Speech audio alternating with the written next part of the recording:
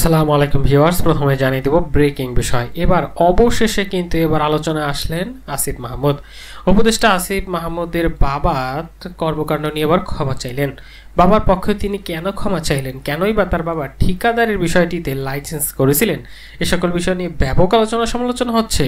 কেন বাতিল করা হলো উপদেষ্টা আসিফ মাহমুদের বাবার ঠিকাদারি লাইসেন্স, আরও জানতে পারবেন বিস্তারিত প্রতিবেদনে। এরপর জানিয়ে দিব এবার বিএনপির রুমিন ফারহানা বললেন, বাংলাদেশ যত পরিবর্তন হয়েছে সব বিএনপির হাত ধরেই হয়েছে বলে দাবি করলেন এই বিএনপির নেত্রী রুমিন ফারহানা। অন্যদিকে নির্বাচনের মাধ্যমে ২১ দফা বাস্তবায়ন হলে ফ্যাসিবাদ আসতে পারবে না বলেও হুঁশিয়ারি বার্তা দিয়েছে। বিএনপির দ্রুত নির্বাচনের চাওয়ার অন্যদিকে দাবি করেছে রুমিন ফারহানা, বাংলাদেশ যত পরিবর্তন সব বিএনপির হাত ধরে। এ সকল বিষয় নিয়ে বিস্তারিত প্রতিবেদন জানতে পারবেন। এতক্ষণ শুনছিলেন শিরোনাম, এবার বিস্তারিত। এবার হঠাৎ করে আবারও আলোচনায় কিন্তু আসিফ মাহমুদ এই উপদেষ্টা। হঠাৎ করে এই উপদেষ্টা তার বাবার বিষয়টি নিয়ে ব্যাপক আলোচনা এবং সমালোচনা হচ্ছে। বাতিল হলো উপদেষ্টা আসিফ মাহমুদের বাবার ঠিকাদারি লাইসেন্স। হঠাৎ করে কেন তার ঠিকাদারি লাইসেন্স বাতিল করা হলো? স্থানীয় সরকার পল্লী উন্নয়ন ও সমবায় মন্ত্রণালয়ের উপদেষ্টা আসিফ মাহমুদ সজীব ভুঁইয়া বাবার নামে ইস্যুকৃত ঠিকাদারি লাইসেন্স বাতিল করেছে স্থানীয় সরকার প্রকৌশল অধিদপ্তর এলজিডি। বৃহস্পতিবার ২৪ এপ্রিল এই সংক্রান্ত একটি অফিস আদেশ জারি করে এলজিডির কুমিল্লা জেলা কার্যালয়। এই আদেশ সই করেন কুমিল্লার নির্বাহী প্রকৌশলী মোহাম্মদ আব্দুল মতিন। আদেশের অনুলিপি পাঠানো হয়েছে এলজিডির ঢাকার প্রধান কার্যালয় কুমিল্লা অঞ্চলের তত্ত্বাবধায়ক প্রকৌশলী এবং সংশ্লিষ্ট ঠিকাদারি প্রতিষ্ঠানের মালিকের কাছে। বাতিল হওয়া লাইসেন্সটি ছিল মেসর্স ইসরাত এন্টারপ্রাইজ এর নামে, যার প্রোপাইটার ছিল বিল্লাল হোসেন, মুরাদনগরে আকুবপুর গ্রামের বাসিন্দা। তিনি এলজিডির অধীনে সীমিত দরপ্রাপ্ত পদ্ধতিতে তালিকাভুক্ত ছিলেন। তারই আবেদনের ভিত্তিতে লাইসেন্সের কার্যকারিতা বাতিল করা হয়েছে বলে আদেশে উল্লেখ করা হয়েছে।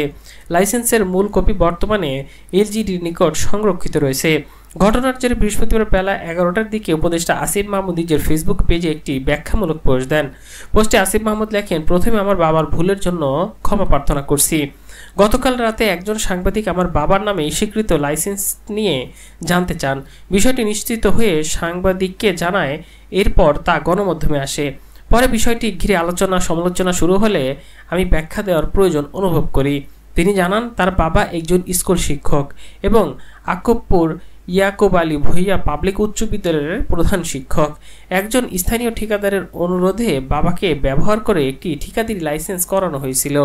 যদিও এটি আইনি দৃষ্টিকোণে বৈধ, কিন্তু নিজ দায়িত্বে থাকা অবস্থায় বাবার এ ধরনের ব্যবসার সম্পৃক্ততা কনফ্লিক্ট অব ইন্টারেস্ট সৃষ্টি করবে বলে তিনি মনে করেন। আসিফ মাহমুদ আরও বলেন, বাবা সম্ভবত এই স্বার্থ সংঘাতের দিকটি অনুধাবন করেননি, সে কারণে বাবার পক্ষ থেকে আমি দুঃখ প্রকাশ করছি। পাশাপাশি জানাচ্ছে, উক্ত লাইসেন্স ব্যবহার করে এখন পর্যন্ত কোনো সরকারি প্রকল্পের কাজের জন্য আবেদনও করা হয়নি বলে দাবি করেন এই উপদেষ্টা আসিফ মাহমুদ। তবে তিনি স্পষ্ট করে জানিয়ে দেন, এটা ভুল হয়েছে। করতে যাচ্ছি, বাংলাদেশে যত পরিবর্তন সব বিএনপির হাত ধরে হয়েছে বলে দাবি করেছেন এই রুমিন ফারহানা। বিএনপির কেন্দ্রীয় কমিটির সহ আন্তর্জাতিক বিষয় সম্পাদক ব্যারিস্টার রুমিন ফারহানা বলেছেন, বাংলাদেশে যত শুভ পরিবর্তন, ভালোর জন্য, মানুষের কল্যাণের জন্য বাংলাদেশের অগ্রগতি পরিবর্তন হয়েছে সব জিয়া পরিবার ও বিএনপির হাত ধরেই হয়েছে। রুমিন ফারহানা বলেন, ১৯৭১ সালে বাংলাদেশের ৭.৫ কোটি মানুষকে বিপদের মধ্যে ফেলে যখন আওয়ামী লীগ পালিয়ে গিয়েছিল, তখন এই মানুষদের দায়িত্ব নিয়ে বলেছিল ওই রিভোল্ট। তিনি হচ্ছেন শহীদ প্রেসিডেন্ট জিয়াউর রহমান। বাংলাদেশের জন্মের পর সব রাজনৈতিক দল নিষিদ্ধ হয়ে গেল, কারো আর রাজনীতি করার ক্ষমতা নেই, সব দল এক দলে পরিণত হলো। সেই অবস্থা থেকে বাংলাদেশের আবারও সব রাজনৈতিক দলের রাজনীতি করার অধিকার ফিরিয়ে এসেছিল শহীদ প্রেসিডেন্ট জিয়াউর রহমানের হাত ধরে।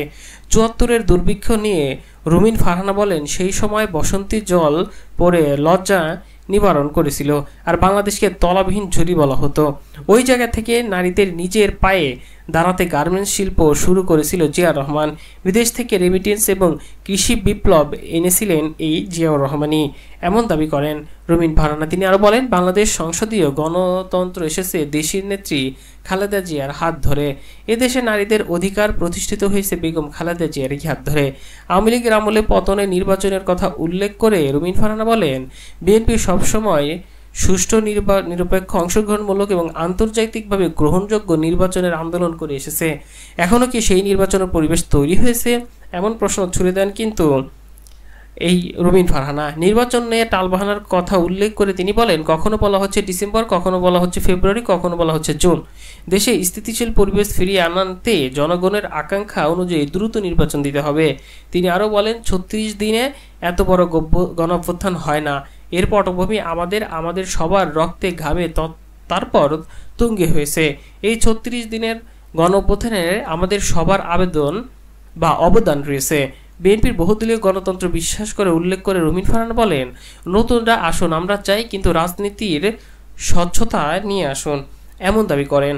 8 মাসে পিএসের 400 কোটি টাকা যদি উধাও হয়ে যায়, সাধারণ গ্রামের পরিবার থেকে আসার পর নিজেই বললে পকেটে আমার দিনের চালার টাকা নাই, ছাত্রলীগ করছি, কারণ হলো জায়গা না হলে আমার পড়াশোনা হতো না।